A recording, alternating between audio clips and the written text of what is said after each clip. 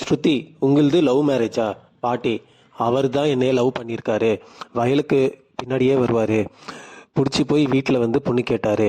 ரவி, தாத்தா இருந்தால் இந்நேரம் ஊட்டி விட்டுருப்பாரு.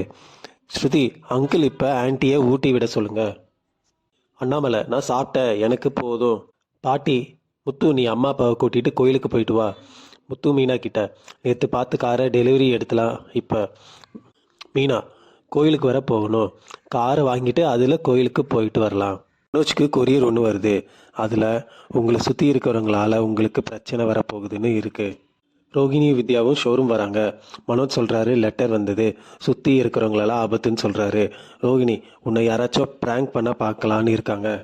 மனோஜ், அடுத்து என்ன பிரச்சனை வரும்னு டென்ஷனாக இருக்குது. ரோகிணி, கொஞ்சம் ரிலாக்ஸ் ஆயிரு. ரோகிணி வித்யாவும், வித்யா, யார் லெட்டர் அனுப்பியிருப்பா? அந்த ஜீவாவா இருந்தா? ரோகிணி, தெரியல, ஆனால் மனோஜ் பயந்துட்டான். முத்து கார் எடுத்துகிட்டு வராரு. மீனாவை எல்லாரையும் கூட்டிகிட்டு கீழே வர சொல்கிறாரு.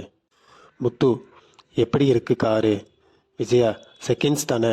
பாட்டி, ரொம்ப சந்தோஷமாக இருக்குது. ரவி, செகண்ட்ஸ் மாதிரியே தெரியல, ஒரு டிராவல்ஸ் கம்பெனி ஆரம்பிச்சிரும் போல. பாட்டி, நீ நல்லா வளரணும். அண்ணாமலை, மீனா கூட இருந்தால் எல்லாம் நடக்குமா? பாட்டி கையிலேருந்து சாவி வாங்கிக்கிறாங்க. பாட்டி அப்பா அம்மாவை கோயிலுக்கு கூட்டிகிட்டு போயிட்டு வந்துருன்னு சொல்கிறாங்க. அம்மா அப்பாவை பின்னாடி ஏற சொல்கிறாங்க.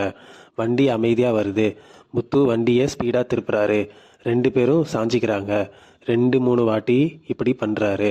அண்ணாமலை, சரியா ஓட்டுடா. மீனா, மாமா இப்போ தான் அவர் சரியாக ஓட்டுறாரு. 2 பேரும் ஒன்றா உட்காடுறாங்க.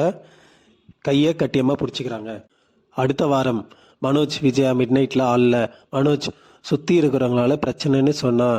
விஜயா, 50,000 கொடுக்காம இருக்க இப்படி ஒரு விஷயத்த கிளப்பி விட பார்க்குறியா?